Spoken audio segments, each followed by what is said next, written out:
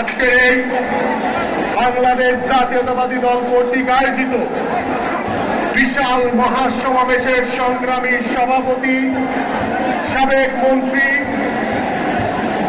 সাবেক সফল মেয়র, ঢাকা মহানগরীর সিংহপুরুষ, সাবেক যুবনেতা জনাব মির্জা আব্বাস আজকের এই মহাসমাবেশে প্রধান অতিথি হিসেবে উপস্থিত রয়েছেন।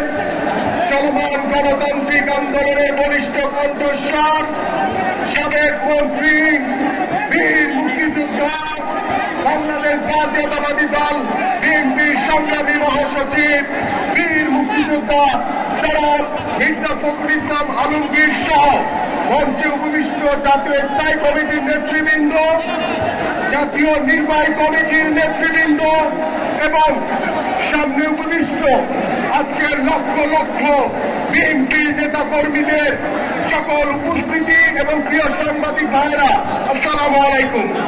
বক্তব্য রাখবেন আজকের প্রধান অতিথি জাতীয় নেতৃবৃন্দ।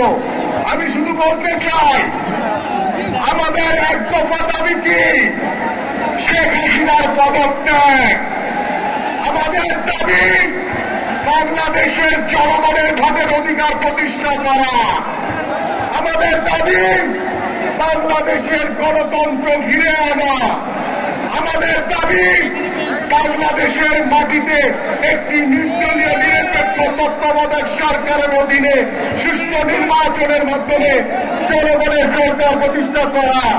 আজকে বাংলাদেশের সকল জেলার আজকে যে উপস্থিতি এবং আমাদের যে আজকে মহাসমাবেশের পরে যে কর্মসূচি আসবে, সেই কর্মসূচি সফল করার জন্য বাংলাদেশ জাতীয়তাবাদী দলের সকল নেতৃবৃন্দ এবং এদেশের সাধারণ মানুষ, এদেশের জনগণ, ঢাকা মহানগরবাসী আপনারা সকলে প্রস্তুত থাকবেন। আমরা সকলে রাজপথে আমাদের দাবি আদায় না করা পর্যন্ত কেউ ঘরে ফিরে যাবো না। প্রিয় নেতৃবৃন্দ, সবাইকে ধন্যবাদ। বাংলাদেশ জিন্দাবাদ, বাংলাদেশ জাতীয়তাবাদী দল বিএনপি জিন্দাবাদ, দেশনেত্রী বেগম খালেদা জিয়া জিন্দাবাদ, দেশনায়ক তারেক রহমান জিন্দাবাদ, শহীদ রাষ্ট্রপতি জিয়াউর রহমান অমর হোক। সবাইকে ধন্যবাদ।